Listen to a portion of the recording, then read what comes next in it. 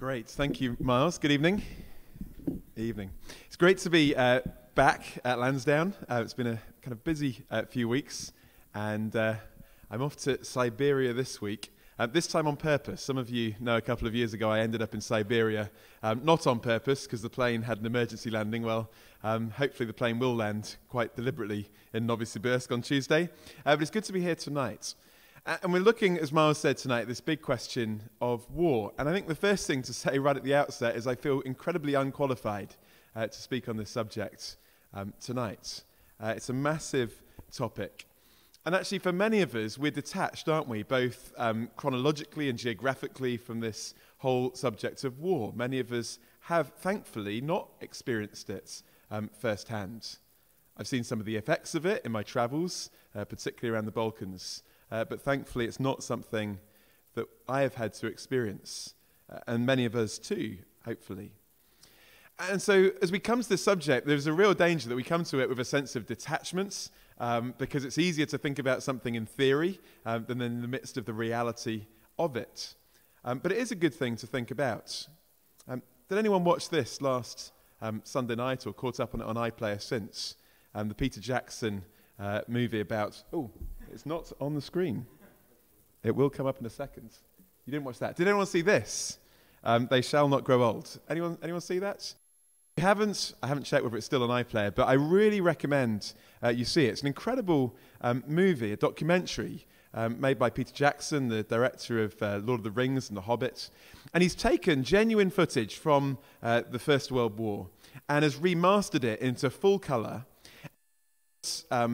An audio track behind it. They've got lip readers to work out what they were saying, and then actors to voice over the actual speech. And it recreates very dramatically, in a sense, what it would have been like to be there.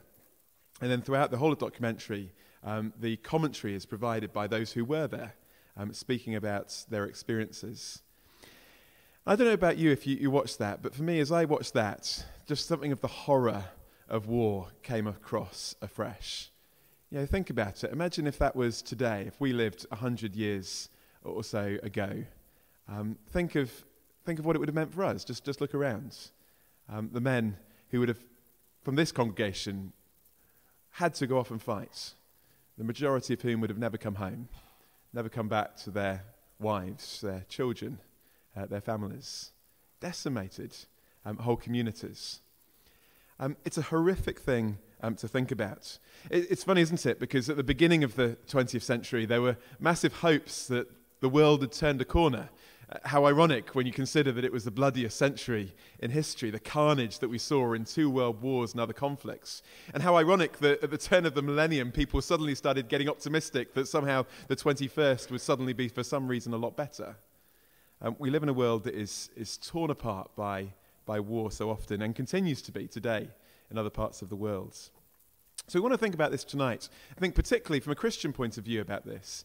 So as we begin, maybe just turn to the person next to you and just discuss for a moment, what are the questions that you might like to have answered, or what are the topics in relation to this, or issues in relation to this, that you think would be helpful to think through as we come to this, particularly from a Christian point of view, just for a couple of minutes as we begin.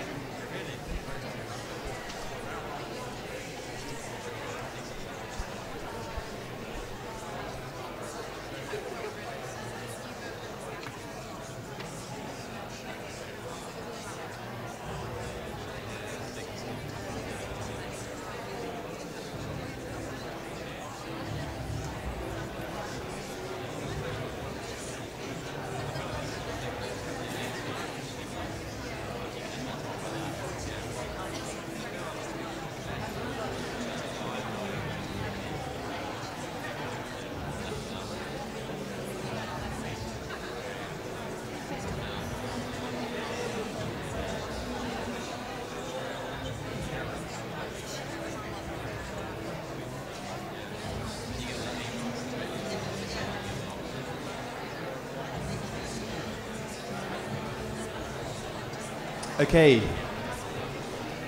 we'll pause again in a few moments' time and have some chances for discussion and, as we said at the end, time for questions.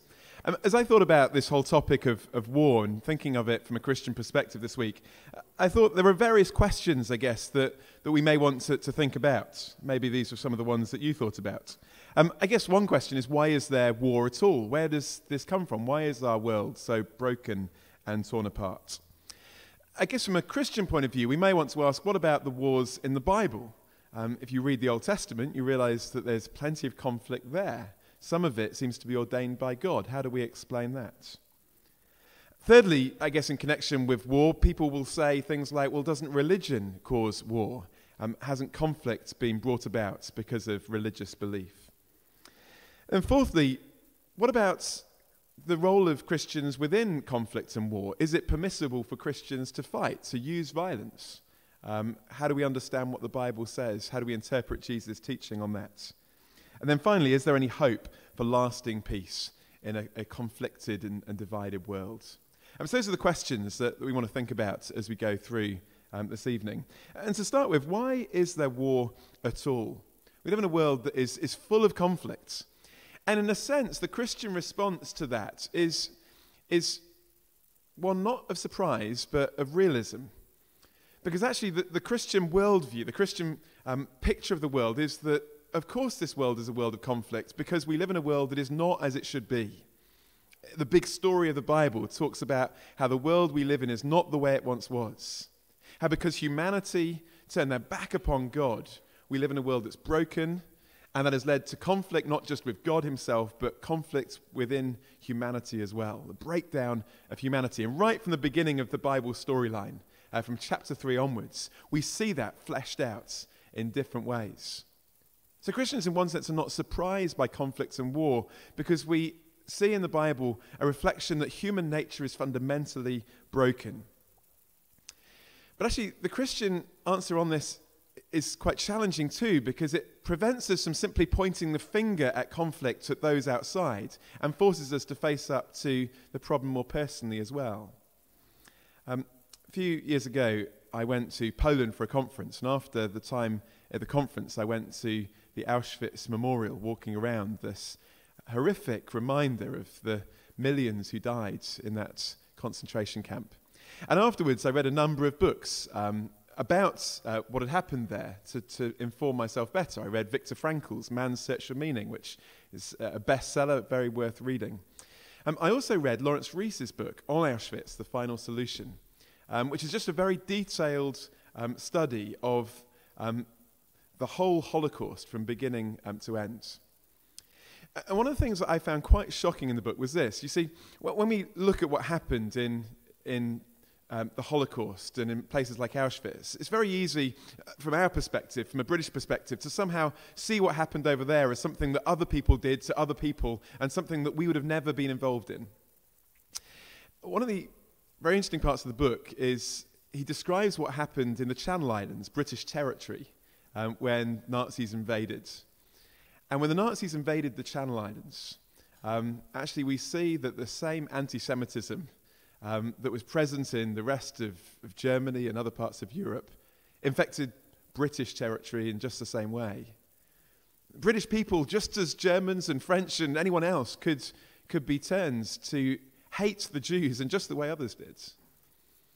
Any sense that we have that we think, oh, we are better and we wouldn't have done that and we are superior has to be challenged, doesn't it?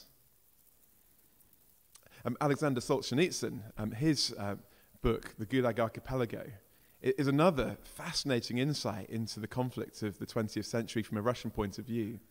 A fascinating insight from someone who suffered a great deal in the Gulag, the Soviet version of the concentration camp.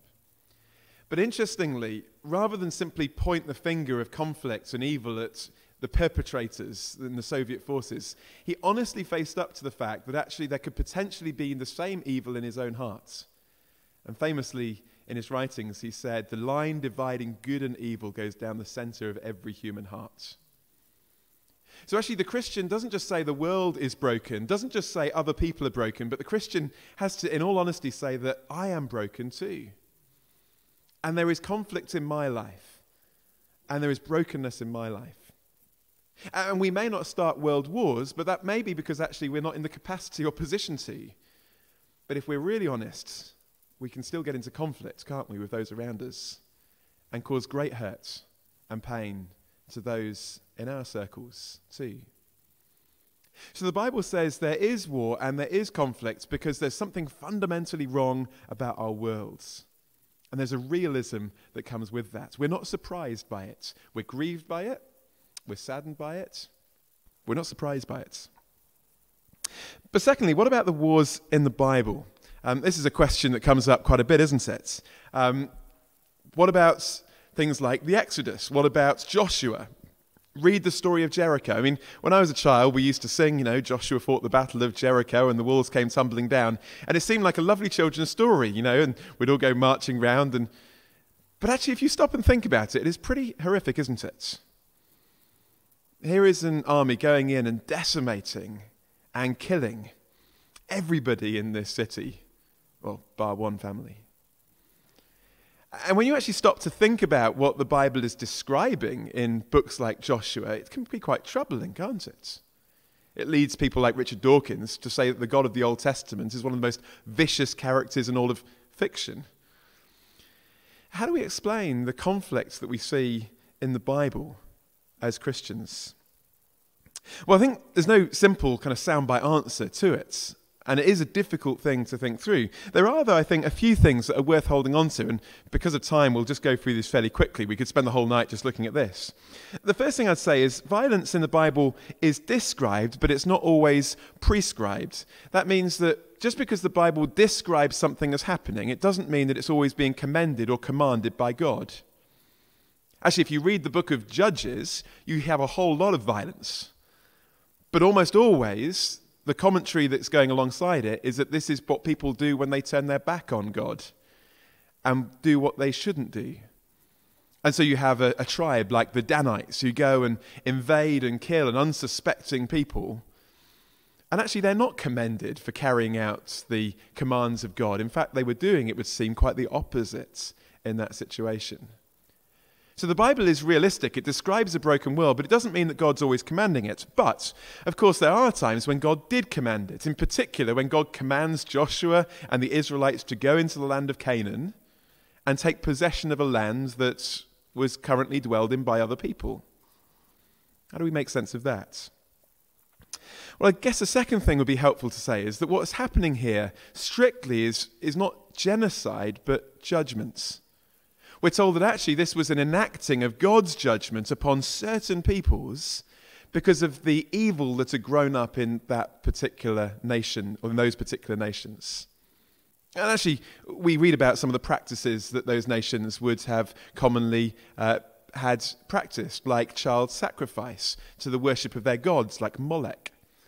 These weren't quiet, unsuspecting, innocent people minding their own business. These were nations that had become utterly depraved. And God stepped in and he brought judgments. So I find this quite interesting because often in response to horrors in the world today, like the horrors of ISIS that we've seen over the last number of years in places like Syria and Iraq, one of the big objections to Christianity is, if there is a God, why wouldn't he step in and judge them? But of course, if you're going to blame God for not stepping in and judging evil in the world today, you can't also blame God for then stepping in and judging evil in the world back then. For that's actually what was happening. It's also worth saying that it was patient and not immediate. Actually, we're told that there was a 400-year period where God relented from bringing judgments because he was giving people an opportunity to turn back to him. Sometimes people say, well, the Bible could give us a kind of excuse to go and cause religious violence. Well, if that is the case, rule number one, wait for 400 years before you do anything. That would stop a lot of things happening. It was patience. God didn't step in straight away. Number four, it was avoidable. It wasn't inevitable. So actually, when the Israelites did go into Jericho, not everyone was killed. A family, a prostitute, Rahab, was spared because they trusted in God. Later on in the Old Testament, we have the story of Jonah being sent to Nineveh being sent to say that God was going to judge them for their evil behavior. And yet, in that instant, we see that they turn back to God, and they are not judged in the way that they're told they're going to be judged because of their repentance. So it wasn't inevitable, it was avoidable. God was willing to change what he had planned to do in accordance with how they responded to it. A few other things are worth saying on this too. There's quite a bit of scholarly discussion about the book of Joshua, about how we're to interpret it. Not to say that we don't interpret this as real history, that there wasn't a conquest of the land and stuff like that. People don't disagree on that. But actually, some people say that it talks about killing everyone, it was basically the kind of literary genre to say a decisive victory was won. And interestingly, clearly not everyone was killed, because we read in the book of Judges and beyond that there were still people living in the land. Another thing that's worth bearing in mind is that actually it suggested that the cities, like Jericho and other cities, would have really been kind of military outposts. So killing everyone in the city would have meant killing the fighting men, but there's some debate about whether in the city at that time there would have been women and children in the way that a city would have today. We have to interpret it maybe slightly differently. There's some discussion on that. And it's also really important to say that although in the Bible we see that God sometimes specifically commanded the Israelites to go to war, that is in no ways therefore a blanket excuse for any Christian to say that God's told them to go and do it. This was specific to a certain time, to a certain place, and therefore is not in any way, shape or form a justification for us to be able to go and do the same when we want to. So, what about war and the Bible? Thirdly, though, doesn't religion cause war? Maybe bringing it up to date. What about the conflicts in our world today? Look at the Balkans. I was just in Croatia a few weeks ago. In living memory of many of the people there was a great conflict between people of different Christian traditions. Doesn't Christianity cause violence? Look at Northern Ireland. Look at other parts of the world. And particularly if you listen to the new atheists like Richard Dawkins and others, they would be very quick to say, wouldn't they, that if we could just get rid of religion, then we could get rid of violence, we can get rid of war and conflicts, and the world would be a better place. Well, how do we respond to that? Well, firstly, it's worth saying that not all wars are caused by religion, are they? In fact, an encyclopedia on the history of wars, recently published, says that only a tiny minority of all the wars in history had anything to do with religion. And in fact, if you looked at the major wars of the last century, most of them were caused by atheistic ideologies, far from any religious ones. So it's just not true to say that if you get rid of religion, you'll get rid of war. It's completely not true. And when John Lennon says, imagine a world with no religion, that would still be a world with plenty of conflict, if not more. Secondly, you might say, well, what is religion? People say, well, wars are caused by religion. But what is religion? How would you define it? Is it belief in God? Well, that would count out Buddhism, wouldn't it? Because Buddhism doesn't believe in God. How do you define a religion? Actually, in one sense, you could say that any ideology, any system of thinking, any belief, be it Marxism or Christianity or Buddhism, could potentially be used for violence, couldn't it? Everybody has a worldview or a belief system. And so just saying, well, get rid of Christianity is going to sort it out. No, because people have a different belief system. Thirdly, and this is the important thing, when religion does cause violence, the question we need to ask is, are those religious people being consistent or inconsistent with the beliefs they claim to follow? You see, there's a lot of talk these days about getting rid of religious radicals. We don't want religious radicals. Now, in a sense, the word radical just means root. It's a person who gets back to the root of their religion. And that is interesting because we have to say, therefore, if a religious person is going to be radical, as in really practice the core beliefs of their religion, really follow the founder of their religion, what would it look like? What would it look like for a Muslim to follow the teachings of the Quran and Muhammad and what he did? What would it look like for a Buddhist? What would it look like for a Hindu? And then you have to say, what would it look like for a Christian? And of course, to understand what it would look like for a Christian, you'd have to look at Jesus, wouldn't you? And that's where you see in Jesus someone who is so radically opposed to violence being used to further his kingdom.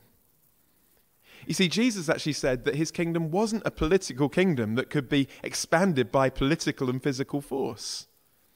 So when he was on trial and he was asked why his followers didn't fight, he said, "My kingdom is not of this world." He told Peter to put away his sword. In fact, earlier in his ministry, he condemned 2 of his followers for suggesting they could kind of blow up his enemies because they'd misunderstood what he was all about. And of course, ultimately, he then dies at the hands of his enemies and forgives the very people who kill him. And so actually, a radical Christian is someone who radically follows Jesus. And radically following Jesus is going to look very different, isn't it? You cannot, from the teaching and example of Jesus, get any sense that the way you expand the Christian faith, the way you expand God's kingdom is through violence or through the sword. It's totally opposed to it. So therefore, the answer is not to be less consistent with Jesus. The need for Christians around the world is to be more consistent, isn't it? But that leads us to the next question, which is a big one, which is, should Christians fight in war? But before we look at that, I've thrown out quite a lot of stuff already that maybe has got us thinking. So let's just turn again to our neighbours and say, what do you think of that so far? What questions maybe have you got off the back of what you've just heard? Because we've gone through that at quite a pace. And in particular, what do you think about this question? If there was a war today, should you get involved in it as a Christian? What do you think? A couple of minutes.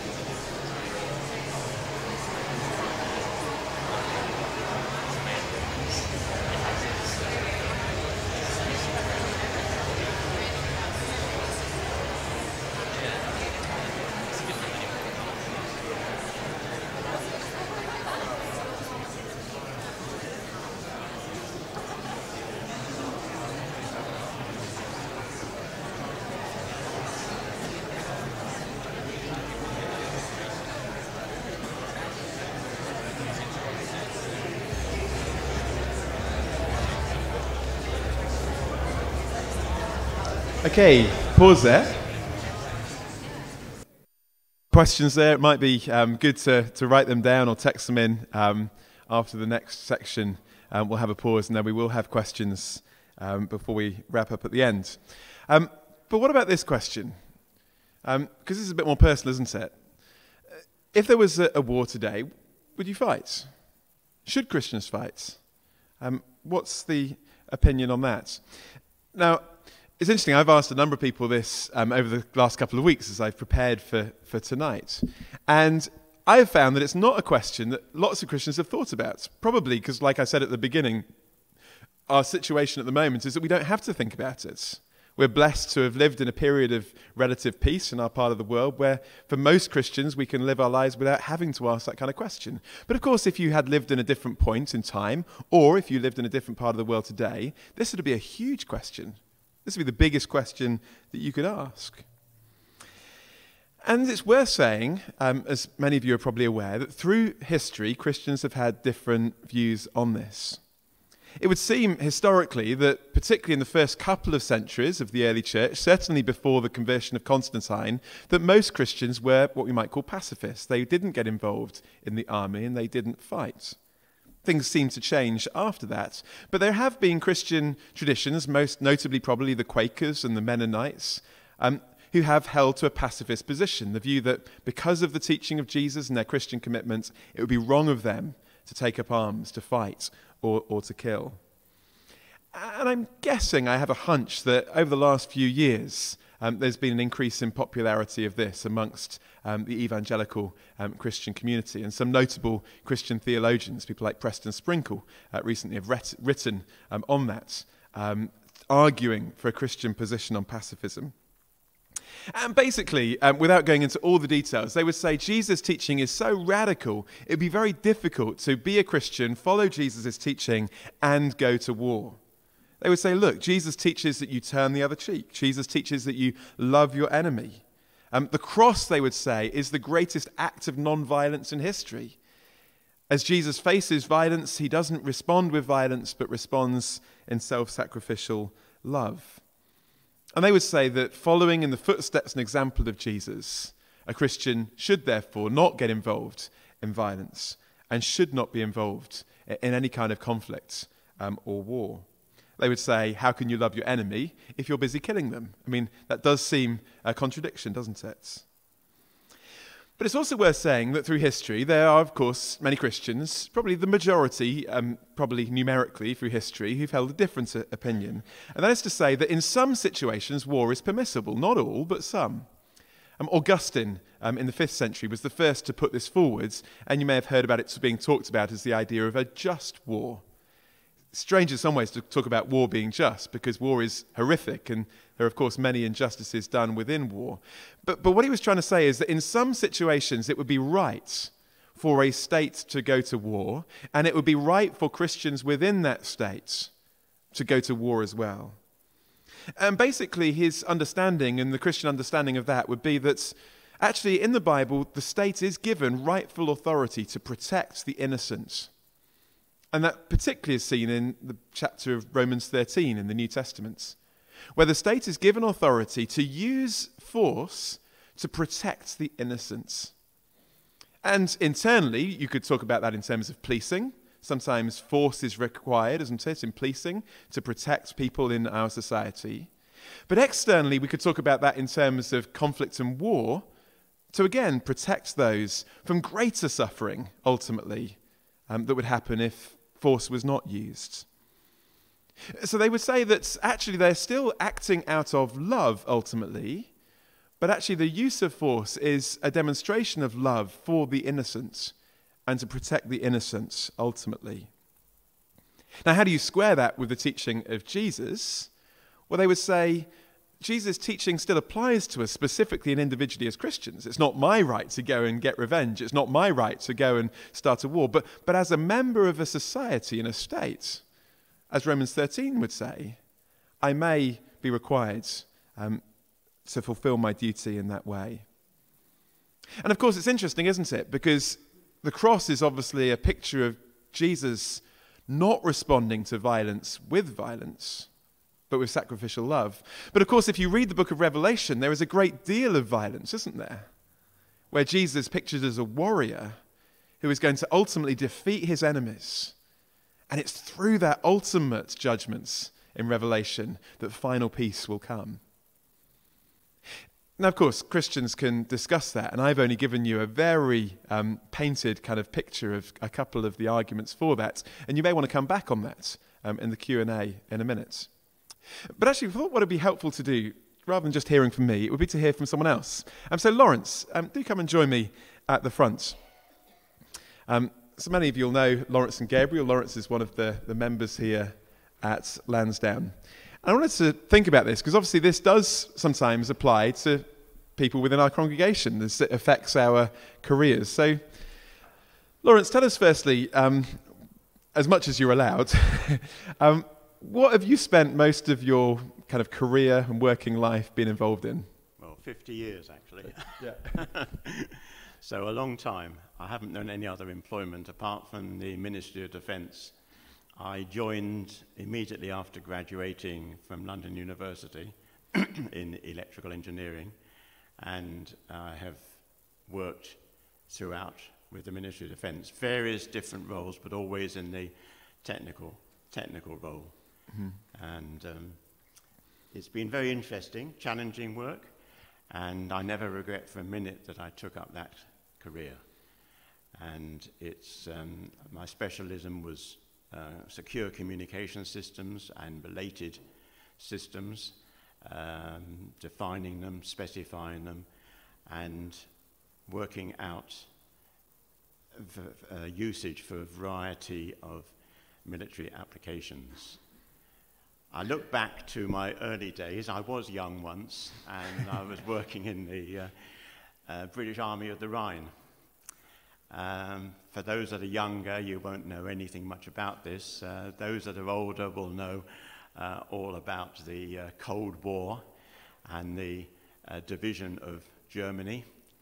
And the British sector was in the northern, what was then Western Germany. And it was there to defend us against the potential communist aggression from East Germany and from Russia.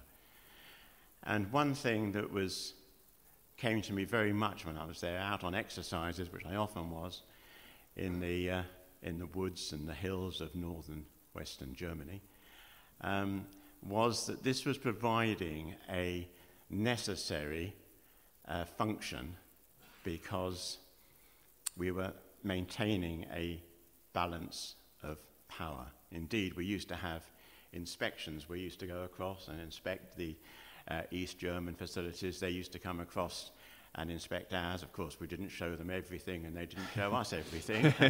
But there was a certain balance about it. And though it wasn't ideal, it was very important when one's talking about defense that you actually maintain this balance, which actually helps to prevent active warfare when one side knows that the other side has got exactly the same capabilities, and if you destroy them, they'll destroy you as well. So over many years, I've really enjoyed my work, and I have felt really very convinced as a Christian that it is where God would have me. He's given me tremendous opportunities of meeting so many people, so many serving officers, and at all ranks, in fact.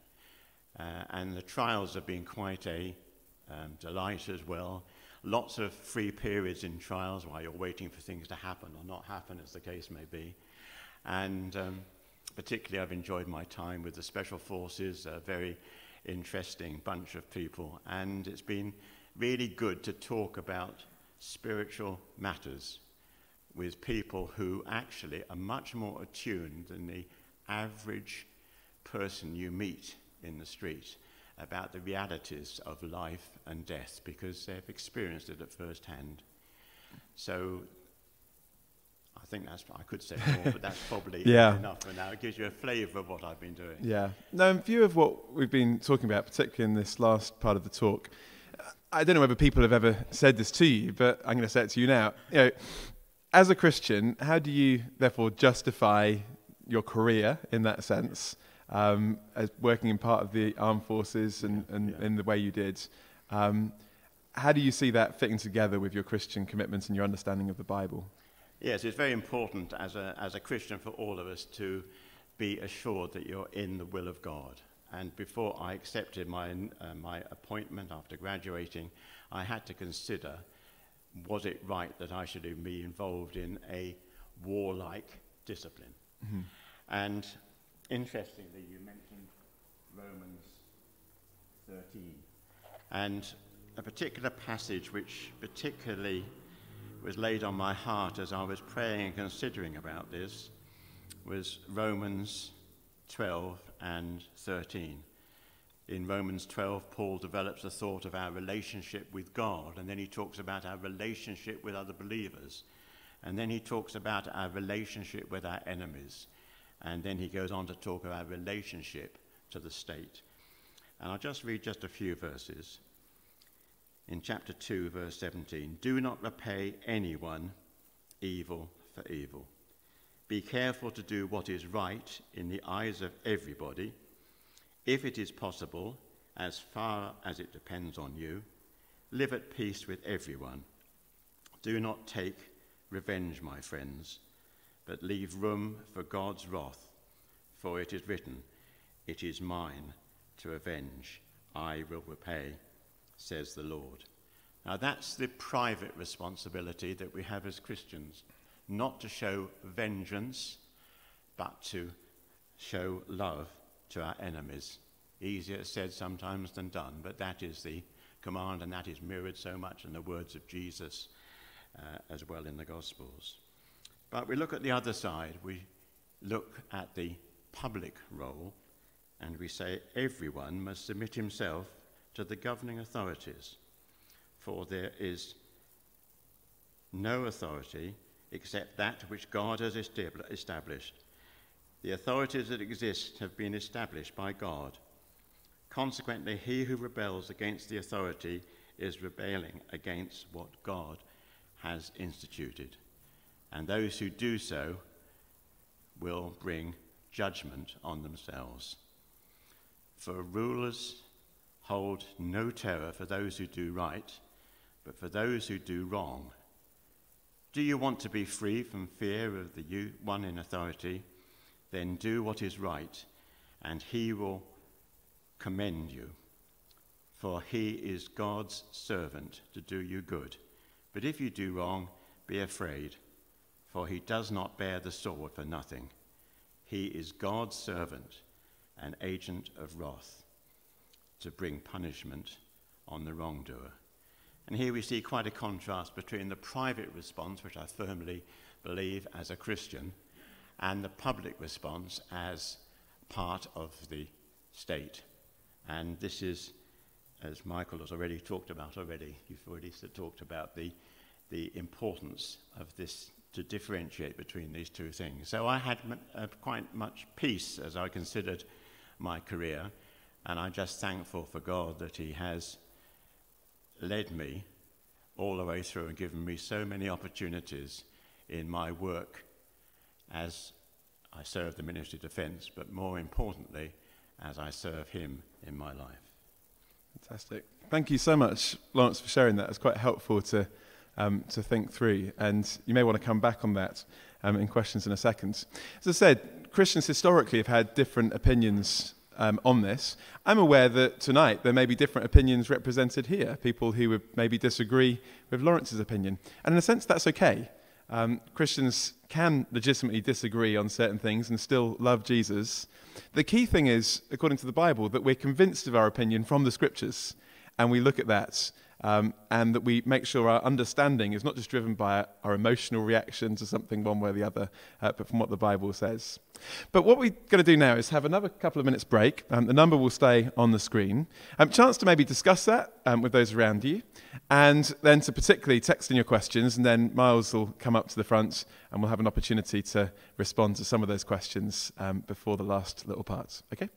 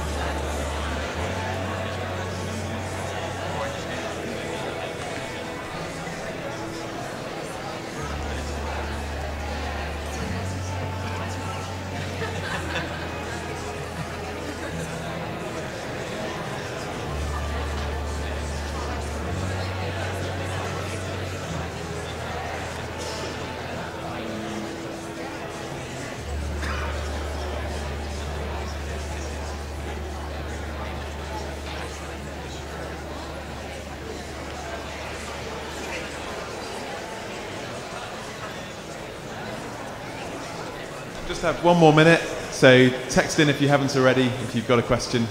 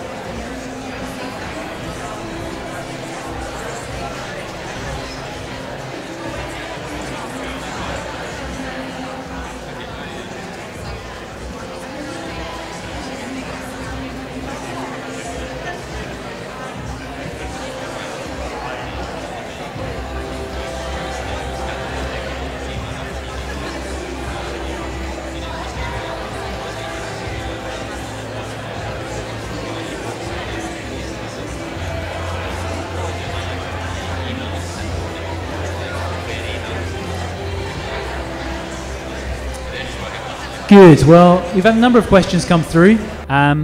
We'll see how we get on with these. If you've got one that you were just desperate to text in, but you got chatting to someone, do feel free. I've got the phone here, so I'll pick those up if necessary. And if anyone has written one down on a card and needs that collected in, just wave it around and one of the stewards will come and deliver that to the front. Let's start with... So this one here is a really challenging question, actually. The questioner asks, in the last war, 7.5 million people were killed. Why did God not intervene in that case? Why didn't God intervene? And that's a question that we could repeat down through history, couldn't we? Every time there's conflict, why doesn't God step in? Why doesn't God intervene? It does seem most of the time that God doesn't. God allows things to run their course and doesn't step in dramatically in that way. I think in a big picture framework, Christianity gives something of an answer, and that is that in giving humanity real freedom and free will, God gives people choice, and choices have consequences. And God, of course, could intervene every time someone is going to exercise their freedom and their choice in a way which is going to hurt or cause damage to someone else. But of course, that would be a very different world. It would be a world where there is no freedom, where humanity was basically a bunch of automatons doing whatever God had told them to do. So actually, a world where real love and real choice is possible is therefore a world where people can use that freedom in a destructive way. And God doesn't always intervene now. I think what the Bible does hold on to, though, is that one day he will. And he will bring about ultimate justice, and he will judge what is wrong. And so the Christian hope is, just because God hasn't now, he will do. And ultimately, the wonderful, beautiful picture of that is that ultimately in the future, there will be a world where real freedom exists and real choice exists, but war doesn't. Because people will have freely chosen to respond to the love and grace of God and experience the transformation that comes through that. But that is one of the big things that people have wrestled with through history. Christians hold on to the fact that the world is not the way it once was. God didn't make it this way. It's not the way it one day will be. It's going to be put right. And we can hold on to those kind of bookends of the story even with all the confusion in between. Thank you, Michael. There's a number of questions here actually about, you alluded to it, but what's known as the just war theory. And one of them just really asks to elaborate a little bit, kind of what sort of criteria are there for stating that a war is just or not, and then it goes on to say, well, can a war ever be justified? And there's a follow-up. I'll kind of lump some of the themes in together that asks how we can be kind of sure enough to enter into a war if as an individual, as a citizen, we don't really know whether those things will what we've been told is true, whether the reasons for the war really are kind of as clear-cut as we're explained to us in the media or by the state. So kind of just questions around just war and how an individual can justify a war or be convinced that it's just. Yeah, as I say, just war is a difficult term in some ways because there's so much injustice and war is horrific. It's not something that God likes. It is horrific, and it's not the way the world was meant to be, and it isn't the way the world one day will be. But I think a Christian theologian talking about just war would say, in a broken world, there are certain times where it is permitted for a state to go to war. And I think they would say it's not primarily just to defend oneself in a selfish sense, but to defend the innocents. And so where actually intervening in a situation is to actually protect ultimately those who otherwise would suffer greater. And ultimately, we'd say it's where not intervening would lead to greater suffering in the long term. And in some ways, I would look back and say, I am very, very grateful for the sacrifice of people over the course of the last century, whose sacrifice means that I actually have the freedom to be standing here tonight. And if it wasn't for their sacrifice, potentially, history would have taken a very different course. So I think that would be broadly how people would justify it. It's very difficult, though, isn't it? Because, when you start adding up numbers in terms of, just watching, the horrors of the First World War and, the trenches and the Western Front, you look at that and say, how could you ever justify that many deaths? And it's interesting, kind of, I guess in British culture, I was thinking about this week, generally there's a tendency maybe to question whether the First World War was justified. In a sense, rarely will people say that about the Second World War. Although someone pointed out, as I was listening to a talk this week, that's partly because the great losses in the kind of the front lines of the Second World War are on the Eastern Front and suffered by the Russians more than they were British forces in that sense numerically. So maybe it's a sense of our perspective to that. But it's very hard, isn't it, to say, well, was it justified on that level? But we'd say, ultimately, in the big picture, to protect the innocent and when not intervening would lead to greater suffering. But what about when it's not always clear? Because, particularly, I guess, in the instance of the Iraq War, there's massive debate, isn't there, about the intelligence that was used to justify going to war more recently in the Iraq War. What should a Christian do in that situation, or a Christian in the military do in that situation? And to an extent, we are, in a sense, not at the mercy, but we have to, in a sense, realize that we're never going to know everything. An ordinary citizen isn't going to know everything going on, all the intelligence, and nor should we expect to. Does that mean we should therefore always follow the lead of your leaders? I'm not sure that's always the case. So if you look at someone like Dietrich Bonhoeffer, who wasn't in any sense a pacifist, he actually opposed the Nazis and paid for it with his life, because actually he saw that actually what the state were doing in his situation was evil. And so he specifically sought to oppose what Hitler and the Nazis were doing. So I think there can be situations where a Christian in a certain situation might say, actually, I don't think this war is justified, and therefore I will not be involved in it for that very reason. That's helpful. And actually, we've had a number of questions. One's just buzzed up on here, and one before that asking about, as a Christian, I mean, you both mentioned Romans and that passage in chapter 13. Should a Christian sort of challenge the leadership ever or resist the leadership? And I think you've answered that there. One sort of simple question, but clearly not simple to answer question, is there is a commandment in the Bible not to kill, or not to murder, sorry.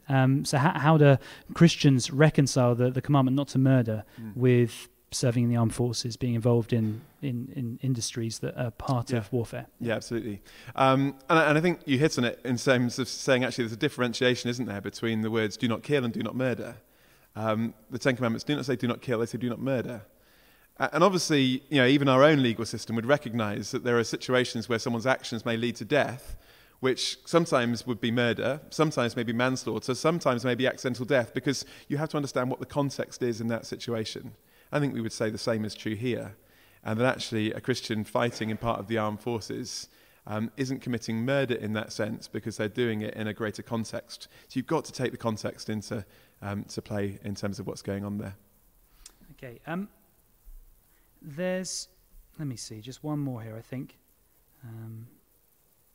That's right, it's just asking maybe a little more. We'll do this as the final question, I think, because we're pretty much there on time. It's just asking you to elaborate a little bit more. You said about how God, in Joshua, for example, used war for judgment, and whether you think that might sometimes be the case today, that where in God's sovereignty, when a nation goes to war against another nation, could that be God's judgment? And if so, how does that affect the individual Christian within that nation that might be going to war or being attacked? Yeah, that's an interesting question. And it's helpful that Lawrence read those verses from Romans 13, because it talks about the state being an agent of God's wrath. And so in some senses, the job of a state, rightly understood, is to exercise to bring about justice through the exercise of judgments. So in some senses, I want to say, I think sometimes the state going to war can be, in a sense, bringing about the judgment of evil. And to an extent, that is rightly exercising its authority. I think I'd also want to, though, differentiate between what happens in that situation and what was happening in Joshua, which was very specifically God's people, the Israelites, being commanded very specifically by God. That was a unique situation. And therefore, we're not kind of making it a parallel situation today. It may be an exercise of judgments, but not in any sense with the same clarity that we're talking about in the book of Joshua in the Old Testament. And I think that's very helpful important to understand. When we read the Bible, we read it in the context of the overall story, what was going on then. And certainly, we see, therefore, although Christians may believe that it's right to fight as part of the armed forces under their state's authority, Jesus' teaching doesn't give us any rights as Christians within the church to fight to extend God's kingdom or anything like that. That's talking about two different things. And there was something else that I was going to say, and it completely slipped out of my head. Sorry. That's fine. That's helpful that it's unfinished, because I think the conversation should be unfinished, shouldn't it? I think there are all sorts of perspectives in this room, lots of things that could be added to this conversation, and hopefully people will talk to you afterwards, come and chat to me, talk to Lawrence and others, and let's discuss about these issues and really give them the kind of centrality that they need as we talk about these and work through these issues. You're going to bring things together for us now, aren't you, Michael? And then we'll sing to close. Thank you. Great. I guess the last question that I wanted to look at was this. Is there any hope for lasting peace? We live in a world full of conflict, and we see it around us, we see it in the news. Is there any hope for lasting peace? And I guess if I was an atheist, I would struggle to say yes to that question, because it wouldn't seem, from what we see around us and the evidence of the world, that there is. I know people like Steven Pinker, the atheist, likes to tell us that the world is getting better, but I think partly he's being very selective in his reading of the evidence. It doesn't seem to be that way. Thankfully, of course, we live in a part of the world where there is genuine peace today, but many parts don't have that. And that's why it's wonderful, as I said, to remember that there are two bookends to the Bible story. The first tells us that the world is not the way it once was because it is broken. So therefore, we're not surprised by war, although we're grieved by it and saddened by it. But we're also given a glimpse, aren't we, of the end of the story, and that is that one day war will be no more, and that conflict will be a thing of history. And so before we kind of wrap up, I just wanted to read some of the most beautiful verses from the Bible, from Isaiah chapter 2. Which, written 700 years before Jesus ever came, point forward beyond Jesus, beyond us, in fact, to a day in the future that is yet to come. And just listen to these beautiful words written 2,700 years ago. This is what Isaiah, son of Amos, saw concerning Judah and Jerusalem. In the last days, the mountain of the Lord's temple will be established as the highest of the mountains. It will be exalted above the hills, and all nations will stream to it. Many peoples will come and say, "Come, let us go up to the mountain of the Lord, to the temple of the God of Jacob. He will teach us his ways, so that we may walk in his paths. The law will go out from Zion, the word of the Lord from Jerusalem. He will judge between the nations and will settle disputes for many peoples. They will beat their swords into plowshares and their spears into pruning hooks. Nation will not take up sword against nation, nor will they train for war anymore. Come, descendants of Jacob, let us walk in the light of the Lord." What a wonderful hope that we have in Christ, that one day there will be perfect justice. One day conflict will be a thing of history. And one day we will be there, and all because of Christ, because he suffered for us, that he brought about that possibility of that new world that we can look forward to in the future. So let me pray.